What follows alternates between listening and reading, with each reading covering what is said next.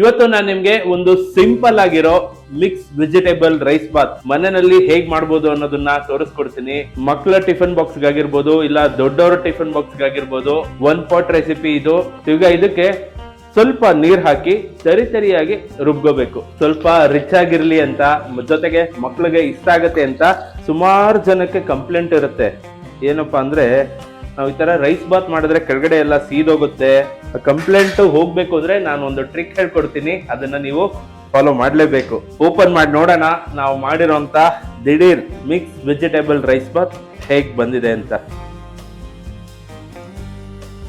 ಸ್ನೇಹಿತರೆ ನಮಸ್ಕಾರ, ಅಡುಗೆ ಮಾಸ್ಟರ್ಸ್ ಚಾನಲ್ಗೆ ನಿಮ್ಮೆಲ್ಲರಿಗೂ ಸ್ವಾಗತ.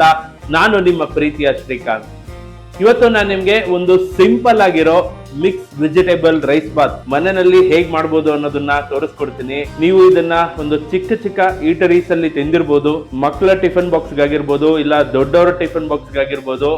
ಮನೆಯಲ್ಲಿ ಇದನ್ನ ಸುಲಭವಾಗಿ ಹೇಗ್ ಮಾಡ್ಕೋಬಹುದು ತೋರಿಸ್ಕೊಡ್ತೀನಿ. ಬೆಳಗ್ಗೆ ಇದ್ರೆ ಎಲ್ಲರಿಗೂ ಅರ್ಜೆನ್ಸಿ ಇರುತ್ತೆ ಆಫೀಸ್ಗೆ ಹೋಗೋಕೆ. ಸೊ ಈ ರೆಸಿಪಿ ಒನ್ ಪಾಟ್ ರೆಸಿಪಿ ಇದು. ಹಿಂದಿನ ದಿನ ತರಕಾರಿ ಒಂದು ಹಚ್ಚಿಟ್ಕೊಂಡ್ಬಿಟ್ರೆ ಬೆಳಗ್ಗೆ ಎದ್ದು ಕುಕ್ಕರ್ ಅಲ್ಲಿ ಕೂಗಿಸ್ಕೊಂಡ್ಬಿಟ್ರೆ ಆಗೋಗುತ್ತೆ. ಆ ರೀತಿ ಸಿಂಪಲ್ ಆಗಿದ್ರು ಒಳ್ಳೆ ರುಚಿಕರವಾಗಿರುವಂತ ಮಿಕ್ಸ್ ವೆಜಿಟೇಬಲ್ ರೈಸ್ ಬಾತ್ ಹೇಗ್ ಮಾಡೋದು ನೋಡೋಣ ಬನ್ನಿ. ಮೊದಲಿಗೆ ಒಂದು ಮಿಕ್ಸಿ ಜಾರ್ ತಗೊಂಡಿದ್ದೀನಿ. ಇದಕ್ಕೆ ಒಂದು ಸಿಂಪಲ್ ಆಗಿ ಒಂದು ಮಸಾಲೆ ಹುರ್ಕೊಂಡ್ಬಿಡೋಣ. ನೋಡಿ, ಇದರಲ್ಲಿ ಅರ್ಧ ಹೋಳು ತೆಂಗಿನಕಾಯಿ ತುರಿ ಇದೆ, ಅದನ್ನ ಹಾಕೊಂಡಿದ್ದೀನಿ. ನೋಡಿ, ಒಂದು 2 ಇಂಚಷ್ಟು ಚಕ್ಕೆ ತಗೊಂಡಿದ್ದೀನಿ, 3 ಲವಂಗ ತಗೊಂಡಿದ್ದೀನಿ, 4 ಏಲಕ್ಕಿ ತಗೊಂಡಿದ್ದೀನಿ, ಒಂದು ಅರ್ಧ ಚಮಚ ಮೆಣಸು ತಗೊಂಡಿದ್ದೀನಿ, ಒಂದು 2 ರಿಂದ 3 ಸ್ಪೂನ್ ಆಗೋಷ್ಟು ಕೊತ್ತಂಬರಿ ಬೀಜ ಹಾಕೊಂಡಿದ್ದೀನಿ, 1 ಸ್ಪೂನ್ ಅಷ್ಟು ಜೀರಿಗೆ ತಗೊಂಡಿದ್ದೀನಿ, ಒಂದು ಅರ್ಧ ಸ್ಪೂನ್ ಅಷ್ಟು ಸೋಂಪು ಕಾಳು, ಖಾರಕ್ಕೆ ಒಂದು 5 ಮೆಣಸಿನ್ಕಾಯಿ ತಗೊಂಡಿದ್ದೀನಿ. ಇದು ಮೆಣಸಿನ್ಕಾಯಿ ಅನ್ನೋಕ್ಕಿಂತ ಇದು ಆಲೋಪಿನಸ್ ಅಂತ ಹೇಳ್ತಾರೆ. ನೀವು ಪಿಜ್ಜಾಲೆಲ್ಲ ತಿಂದಿರ್ತೀರಾ, ಸೊ ಅದೇ ಇದು ಆಲೋಪಿನೋಸ್ ಅಂತ. ಸೊ ನಾನು ಕೃಷ್ಣ ಉಡುಪು ಅವ್ರ ಹತ್ರ ಹೋದಾಗ ಇದನ್ನ ನೋಡಿದ್ದೆ, ಅವ್ರ ಹತ್ರ ಮಾರ್ಕೆಟ್ ಅಲ್ಲಿ ಸಿಗುತ್ತೆ ಅಂತ ಗೊತ್ತಾಯ್ತು. ನಾನಿವತ್ತು ರೈಸ್ ಬಾತ್ ಮಾಡ್ತಿರೋದಕ್ಕೆ ಅದೇ ಮೆಣಸಿನ್ಕಾಯಿ ತಗೊಂಡ್ಬಂದಿದ್ದೀನಿ. ಇದು ಖಾರನೂ ಇರುತ್ತೆ, ಜೊತೆಗೆ ನಾವು ಮಾಡೋಂಥ ರೆಸಿಪಿಗೆ ಒಳ್ಳೆ ರುಚಿ ಕೊಡುತ್ತೆ. ನಿಮ್ಗೆ ಈ ತರದ್ದು ಮೆಣಸಿನ್ಕಾಯಿ ಸಿಕ್ಲಿಲ್ಲ ಅಂದ್ರೆ ಮಾಮೂಲಿ ಮನೇಲಿ ಉಪಯೋಗಿಸಂತ ಮೆಣಸಿನ್ಕಾಯಿ ಕೂಡ ಹಾಕೋಬಹುದು. ಸೊ ಇದೇ ಕ್ವಾಂಟಿಟಿಲಿ ಹಾಕೊಳ್ಳಿ. ನಾನು ಇವಾಗ ತೋರಿಸ್ತಾ ಇರೋದು ಒಂದು 4-5 ಜನಕ್ಕೆ ಕರೆಕ್ಟ್ ಆಗುತ್ತೆ. ಸೊ 4-5 ಜನಕ್ಕೆ ಒಂದು 5 ಮೆಣಸಿನ್ಕಾಯಿ ಆದ್ರೆ ಸಾಕಾಗುತ್ತೆ. ಈಗ ಇದಕ್ಕೆ ಸ್ವಲ್ಪ ನೀರ್ ಹಾಕಿ ತರಿಯಾಗಿ ರುಬ್ಕೋಬೇಕು. ಸ್ನೇಹಿತರೆ ನೋಡ್ಬೋದು, ಇಲ್ಲಿ ಮಿಕ್ಸಿನಲ್ಲಿ ಸ್ವಲ್ಪ ತರಿಯಾಗಿ ರುಬ್ಕೊಂಡ್ ಬಂದಿದ್ದೀನಿ. ತುಂಬಾ ನೀರ್ ಹಾಕಿ ಇದನ್ನ ರುಬ್ಕೋಬಾರ್ದು, ಸ್ವಲ್ಪ ನೀರ್ ಮಾತ್ರ ಹಾಕೋಬೇಕು. ನಾವು ಗಟ್ಟಿ ಚಟ್ನಿ ಬೇಕು ಅಂತ ಮಿಕ್ಸಿನಲ್ಲಿ ಹೇಗೆ ರುಬ್ತೀವಲ್ಲ ಆ ರೀತಿ ರುಬ್ಕೋಬೇಕು. ಸೊ ಇದನ್ನ ಪಕ್ಕಕ್ಕೆ ಇಟ್ಕೊಂಡಿರೋಣ. ನೆಕ್ಸ್ಟ್ ಏನ್ ಮಾಡೋದು ನೋಡೋಣ ಬನ್ನಿ. ಸ್ನೇಹಿತರೆ, ಒಂದು ಕುಕ್ಕರ್ ತಗೊಂಡಿದ್ದೀನಿ. ದೇವರನ್ನ ಸ್ಮರಿಸ್ಕೊಳ್ತಾ ಒಲೆ ಅಂಟಿಸ್ಕೊಂಡಿದ್ದೀನಿ. ನಾನಿಲ್ಲಿ 2 ಕಪ್ ಆಗೋಷ್ಟು ಅಕ್ಕಿ ತಗೊಂಡಿದ್ದೀನಿ. ಆ 2 ಕಪ್ ಅಕ್ಕಿಗೆ ನಾನು ತೋರಿಸ್ತಾ ಇರುವಂತ ಅಳತೆ ಪ್ರಮಾಣ ಇದು. 2 ಕಪ್ ಅಕ್ಕಿ ಒಂದು 4 ರಿಂದ 6 ಜನ ತನಕ ಆರಾಮಾಗುತ್ತೆ. ಒಂದು 2-3 ಜನಕ್ಕೆ ಮಾಡ್ಕೋಬೇಕು ಅಂದ್ರೆ 2 ಕಪ್ ಜಾಗದಲ್ಲಿ 1 ಕಪ್ ಅಕ್ಕಿ ತಗೊಂಡ್ರು ಸಾಕಾಗುತ್ತೆ. ಸ್ನೇಹಿತರೆ, ಒಲೆ ಅಂಟಿಸಿದಾಗಿದೆ. ಇದಕ್ಕೆ ಮೊದಲಿಗೆ ಎಣ್ಣೆ ಹಾಕೊಳ್ಳೋಣ. ನಾನಿಲ್ಲಿ ಸತ್ವ ಫುಡ್ಸ್ ಅಂಡ್ ಬೆವರೇಜಸ್ ಅವರ ಕೋಲ್ಡ್ ಪ್ರೆಸ್ ಗ್ರೌಂಡ್ನೆಟ್ ಆಯಿಲ್ ಉಪಯೋಗಿಸ್ತಾ ಇದ್ದೀನಿ. ಒಂದು 100 to 125 ml ಆಗೋಷ್ಟು ಎಣ್ಣೆನ ಹಾಕೋಬೇಕು. ಅಳತೆ ಹೇಗೆ ಅಂದ್ರೆ, ನಾವು ಎಷ್ಟು ಅಕ್ಕಿ ತಗೊಳ್ತೀವಲ್ಲ ಅದರ 25% ಅಷ್ಟು ಎಣ್ಣೆ ಅಥವಾ ಜಿಡ್ಡು ಇರಲೇಬೇಕು. ನೀವು ಎಣ್ಣೆ ಜೊತೆ ತುಪ್ಪ ಕೂಡ ಹಾಕೋಬಹುದು. ನಾನಿಲ್ಲಿ ಬರೀ ಎಣ್ಣೆ ಉಪಯೋಗಿಸಿ ಮಾಡ್ತಾ ಇದ್ದೀನಿ. ಎಣ್ಣೆ ಹಾಕಿದೆ, ಎಣ್ಣೆ ಒಂಚೂರು ಕಾಯ್ಲಿ. ಎಣ್ಣೆ ಕಾಯ್ತಾ ಇದೆ. ಇದಕ್ಕೆ ಮೊದಲನೇದಾಗಿ 1 ಸ್ಪೂನ್ ಆಗೋಷ್ಟು ಸಾಸಿವೆ ಹಾಕೊಳ್ತಾ ಇದ್ದೀನಿ. ಸಾಸಿವೆ ಸ್ವಲ್ಪ ಸಿಡಿಲಿ. ಸಾಸಿವೆ ಸಿಡಿತಾ ಇದೆ. ಇದಕ್ಕೆ 1 ಸ್ಪೂನು ಜೀರಿಗೆ ಹಾಕೊಂಡಿದ್ದೀನಿ.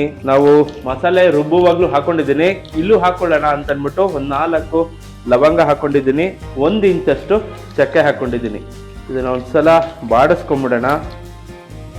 ನಾವು ರುಬ್ಬುವಾಗ ಮೆಣಸಿನ್ಕಾಯಿ ಹಾಕೊಂಡಿದೀವಿ. ಇನ್ನ ಎಕ್ಸ್ಟ್ರಾ ಖಾರ ಬೇಕು ಅಂದ್ರೆ ಈ ಟೈಮಲ್ಲೂ ಒಂದ್ ಸ್ವಲ್ಪ ಮೆಣಸಿನ್ಕಾಯಿನ ಹಾಕೋಬಹುದು. ಸ್ವಲ್ಪ ರಿಚ್ ಆಗಿರ್ಲಿ ಅಂತ, ಜೊತೆಗೆ ಮಕ್ಳಿಗೆ ಇಷ್ಟ ಆಗತ್ತೆ ಅಂತ ಒಂದ್ ಸ್ವಲ್ಪ ಗೋಡಂಬಿ ಕೂಡ ಹಾಕೊಂಡಿದ್ದೀನಿ. ಸ್ವಲ್ಪ ಫ್ರೈ ಮಾಡ್ಕೊಂಡ್ಬಿಡೋಣ ಮೆಣಸಿನ್ಕಾಯಿ ಮತ್ತೆ ಗೋಡಂಬಿನ. ಪದಾರ್ಥಗಳೆಲ್ಲ ಚೆನ್ನಾಗಿ ಫ್ರೈ ಆಗಿದೆ. ಈಗ ಇದಕ್ಕೆ 2 ಈರುಳ್ಳಿನ ನಾನು ಸ್ವಲ್ಪ ಸ್ಲೈಸ್ ತರ ಹಚ್ಕೊಂಡಿದ್ದೀನಿ, ಅದನ್ನ ಇಲ್ಲೇ ಹಾಕೊಳ್ತಾ ಇದ್ದೀನಿ. ತುಂಬಾ ದೊಡ್ಡದಾದಂತ ಸ್ಲೈಸ್ ಕೂಡ ಇಲ್ಲ, ತುಂಬಾ ಚಿಕ್ಕದಾಗಿರುವಂತ ಸ್ಲೈಸು ಇಲ್ಲ, ಮೀಡಿಯಂ ಆಗಿದೆ. ಈರುಳ್ಳಿ ಫ್ರೈ ಆಗಿದೆ. ಈಗ ಇದಕ್ಕೆ ತರಕಾರಿಗಳು ಹಾಕೊಳ್ತಾ ಇದ್ದೀನಿ. ನಾನಿಲ್ಲಿ ಮಿಕ್ಸ್ ವೆಜಿಟೇಬಲ್ ತಗೊಂಡಿದ್ದೀನಿ.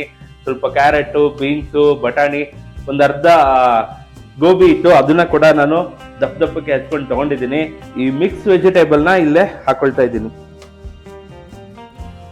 ಇದಕ್ಕೇನೆ ಒಂದು ಟೊಮೆಟೊ ಹಚ್ಕೊಂಡಿದ್ದೀನಿ, ಅದನ್ನ ಕೂಡ ಇಲ್ಲೇ ಹಾಕೊಳ್ತಾ ಇದ್ದೀನಿ. ಇದನ್ನ ಒಂದ್ಸಲ ಚೆನ್ನಾಗಿ ಫ್ರೈ ಮಾಡ್ಕೊಂಬಿಡೋಣ. ಇದೇ ತಗೋಬೇಕು ಅದೇ ತಗೋಬೇಕು ತರಕಾರಿ ಅಂತ ಏನು ಇಲ್ಲ, ನಿಮ್ಗೆ ಯಾವ್ದು ಸಿಗುತ್ತೋ ಅದು ತಗೊಳ್ಳಿ. ಇದಕ್ಕೆ ಇನ್ನ ಆಲೂಗಡ್ಡೆ ಹಾಕೋಬಹುದು, ನವಿಲ್ಕೋಸ್ ಹಾಕೋಬಹುದು, ನಿಮ್ಗೆ ಯಾವ್ದು ಇಷ್ಟ ಆಗುತ್ತೋ ತರಕಾರಿಗಳು ಯಾವ್ದು ಬೇಕಾದ್ರೂ ಹಾಕೋಬಹುದು. ಇದಕ್ಕೆ ಒಂದ್ ಸ್ವಲ್ಪ ಅರಿಶಿನ ಕೂಡ ಹಾಕೊಳ್ಳೋಣ. ಸ್ವಲ್ಪ ಹೈ ಫ್ಲೇಮ್ ಇಟ್ಕೊಂಡು 1 ನಿಮಿಷ ಇದನ್ನ ಫ್ರೈ ಮಾಡ್ಕೊಂಬಿಡೋಣ. 1 ನಿಮಿಷ ಇದನ್ನ ಫ್ರೈ ಮಾಡಿದಾಗಿದೆ. ಇದಕ್ಕೆ ಸ್ವಲ್ಪ ಕಸೂರಿ ಮೆಥಿ ಕೂಡ ಹಾಕೊಳ್ತಾ ಇದ್ದೀನಿ. ಒಂದು ಅರ್ಧ ಸ್ಪೂನ್ ಅಷ್ಟು ಕಸೂರಿ ಮೆಥಿ ಹಾಕೊಂಡಿದ್ದೀನಿ. ಒಂದ್ಸಲ ಮಿಕ್ಸ್ ಮಾಡಿಬಿಟ್ಟು ಇದಕ್ಕೆ 1 ಟೇಬಲ್ ಸ್ಪೂನ್ ಆಗುವಷ್ಟು ಜಿಂಜರ್ ಗಾರ್ಲಿಕ್ ಪೇಸ್ಟ್ ಹಾಕೊಳ್ತಾ ಇದ್ದೀನಿ. ನಾವು ರುಬ್ಬಿದ್ವಲ್ಲ ಮಸಾಲೆ ಮಿಕ್ಸಿನಲ್ಲಿ, ಅದನ್ನು ಇಲ್ಲೇ ಹಾಕೊಂಡ್ಬಿಡೋಣ. ಈಗ ಎಲ್ಲ ಮಿಕ್ಸ್ ಮಾಡಿಬಿಟ್ಟು 1 ನಿಮಿಷ ಇದನ್ನ ಫ್ರೈ ಮಾಡ್ಕೊಳ್ಳೋಣ. ಸ್ನೇಹಿತರೆ, ತರಕಾರಿ ಮಸಾಲೆ ಎಲ್ಲ ಚೆನ್ನಾಗಿ ಫ್ರೈ ಆಗಿದೆ. ಈಗ ಇದಕ್ಕೆ ಎಷ್ಟು ಬೇಕೋ ನೀರನ್ನ ಹಾಕೊಳ್ಳೋಣ. ನಾನು ಈ ಕಪ್ಪಲ್ಲಿ 2 ಕಪ್ ಆಗುವಷ್ಟು ಅಕ್ಕಿ ತಗೊಂಡಿದ್ದೀನಿ. 2 ಕಪ್ ಅಕ್ಕಿಗೆ 5 ಕಪ್ಪು ನೀರು ಹಾಕೊಳ್ಳೋಣ. 1 ಕಪ್ ಅಕ್ಕಿಗೆ 2.5 ಕಪ್ಪು ನೀರು ಹಾಕೊಂಡಂಗೆ. 2, 3, 4, ನಾನು 4.5 ಕಪ್ಪೆ ಹಾಕ್ತಾ ಇದ್ದೀನಿ. ಸ್ವಲ್ಪ ಉದುರುದ್ರಾಗಿ ಚೆನ್ನಾಗಿರ್ಲಿ ಅಂತ. ನೀವು ಬೇಕಾದ್ರೆ 5 ಕಪ್ ಕೂಡ ಹಾಕೋಬಹುದು. ಸೊ ಮತ್ತೆ ಹೈ ಫ್ಲೇಮಲ್ಲೇ ಇಟ್ಕೊಂಡು ಒಂದ್ಸಲ ಎಲ್ಲ ಚೆನ್ನಾಗಿ ಮಿಕ್ಸ್ ಮಾಡಿಬಿಡೋಣ.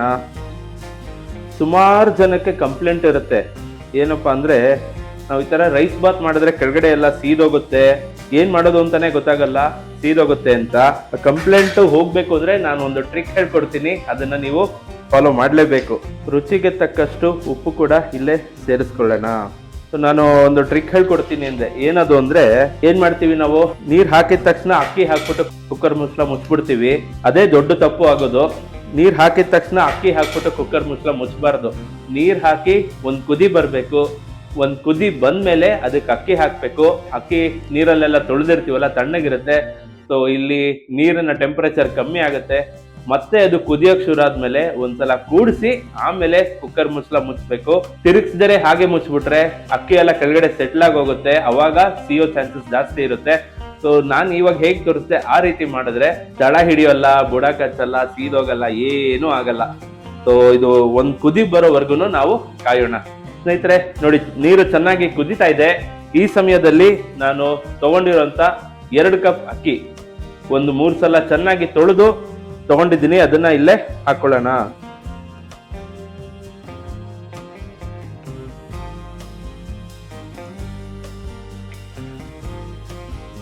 ಅಕ್ಕಿ ಹಾಕಿದ ತಕ್ಷಣ ಒಂದ್ಸಲ ಚೆನ್ನಾಗಿ ಮಿಕ್ಸ್ ಮಾಡ್ಕೊಳ್ಳೋಣ.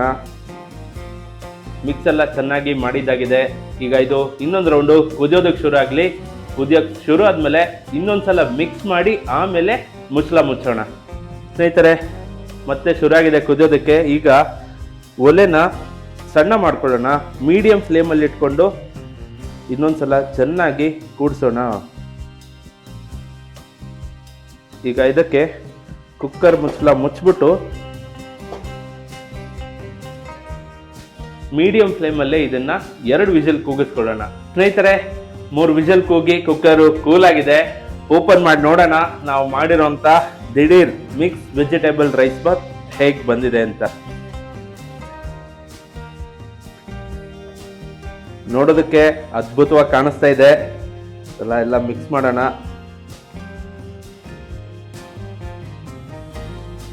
ಸ್ನೇಹಿತರೆ, ಬಹಳ ಅದ್ಭುತವಾಗಿ ಬಂದಿದೆ ರೈಸ್ ಬಾತು. ಈಗ ಮೇಲ್ಗಡೆ ಒಂದ್ ಸ್ವಲ್ಪ ಕೊತ್ತಂಬರಿ ಸೊಪ್ಪು ಹಾಕ್ಬಿಡೋಣ.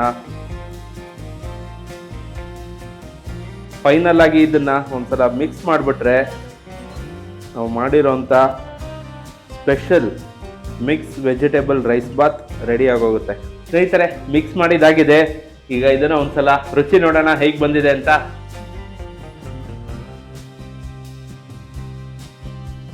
ರೈಸ್ ಬಾತು ಜೊತೆಗೆ ಒಂದ್ ಸ್ವಲ್ಪ ಕಾಯಿ ಚಟ್ನಿ ಇದ್ಬಿಟ್ರೆ ಒಳ್ಳೆ ಕಾಂಬಿನೇಷನ್ನು.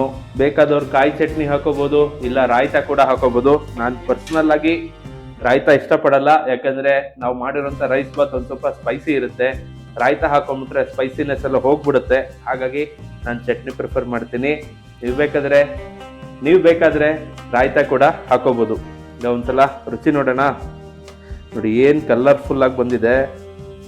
ನಾವು ರುಬ್ಬ್ ಹಾಕೋದಕ್ಕೆ ಪುದೀನ ಹಾಕಿಲ್ಲ, ಕೊತ್ತಂಬರಿ ಸೊಪ್ಪು ಹಾಕಿಲ್ಲ, ಆದ್ರೂ ಒಂಥರ ಗ್ರೀನ್ ಶೇಡ್ ಅಲ್ಲಿ ತುಂಬಾ ಚೆನ್ನಾಗಿ ಬಂದಿದೆ. ತರಕಾರಿನೂ ಯಥೇಚ್ಛವಾಗಿದೆ. ನಾವು ಹಾಕಿರುವಂತ ಗೋಡಂಬಿ ಕೂಡ ಸಿಗ್ತಾ ಇದೆ. ಒಂದ್ಸಲ ರುಚಿ ನೋಡೋಣ ಹೇಗಿದೆ ಅಂತ.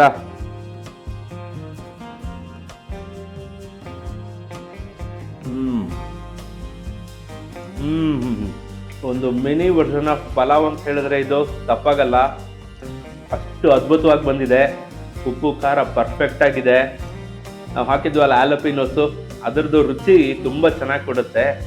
ನಿಮ್ಗೆ ಸಿಕ್ಕಿದ್ರೆ ಅದು ಮನೆ ಹತ್ರ ಎಲ್ಲಾದ್ರೂ ಖಂಡಿತ ಅದನ್ನ ತಗೊಂಡು ಒಂದ್ಸಲ ಟ್ರೈ ಮಾಡಿ. ಒಂದ್ಸಲ ಚಟ್ನಿ ಜೊತೆನೋ ತಿನ್ ನೋಡ್ಬಿಡೋಣ.